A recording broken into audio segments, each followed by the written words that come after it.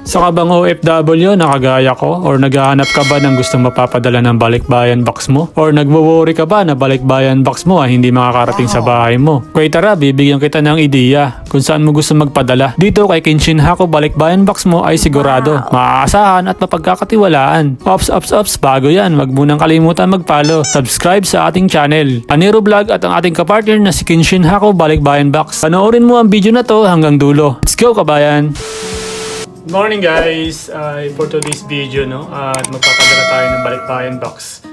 Japan to Pilipinas, Actually guys, pangalawa ko na to, Pangalawang padala ko nagpadala ako last year, Pero ngayon sa tagal ko rin pag-iipon ng, hirap talaga mag-ipon pag kung ano yung dapat mong bilhin. Siyempre, yung bibili natin yung kailangan nila, yung magustuhan nila, Kung kagaya ng mga chocolate, noodles, yung ano-ano pa, Dito nga kay Kenshin Hako, mabilis ang kanilang transaction. Paano nga ba mag-order sa kanila? Madali lang. Puntahan mo lang sila sa FB page nila at message mo lang din sila sa kanilang messenger or contact number. Siguradong sasagutin ka nila on time. Open nga pala sila hanggang Monday to Saturday, alas 8 ng umaga hanggang alas 8 ng gabi. Paano nga ba ang tamang pag-fill up ng form, paglalagay at tamang pagpapackage sa balikbayan box mo? Ang pag-fill up ng form, sulat mo lang sa form ang mga nilalaman ng detalye, ang iyong address, pangalan, birthday at contact number. Siyempre, wag mong kalimutang isulat ang mga nilalaman ng yung box, ilang piraso, prices. Sundin lang natin kung ano man ang pinagbabawal katulad ng alak, nakakalason, nakakatusok, nabagay, patalim, sumasabog at iba pa. Paano nga ba ang tamang pagbabalot ng box? Siyempre, balutin mo ng tape ng maayos sa itaas at ibaba para hindi sasabog pagdating sa mga cargo.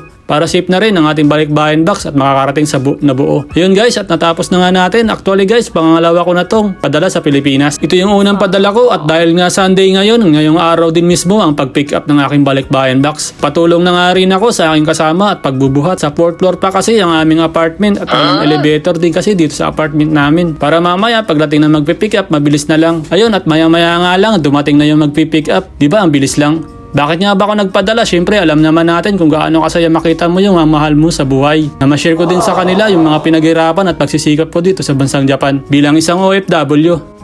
Makita ko lang sila na masaya, mas lalo ko pang pagpupursigihan at pagtatrabaho ko dito sa bansang Japan. Kaya ano pa ang hinihintay mo? Mag-inquire ka na. Message mo lang sila at magpapadala ka na, kabayan. Ayun guys, hanggang dito na lang yung video ko at maraming salamat sa iyong panonood ng ilang minuto. Johnny, bye-bye!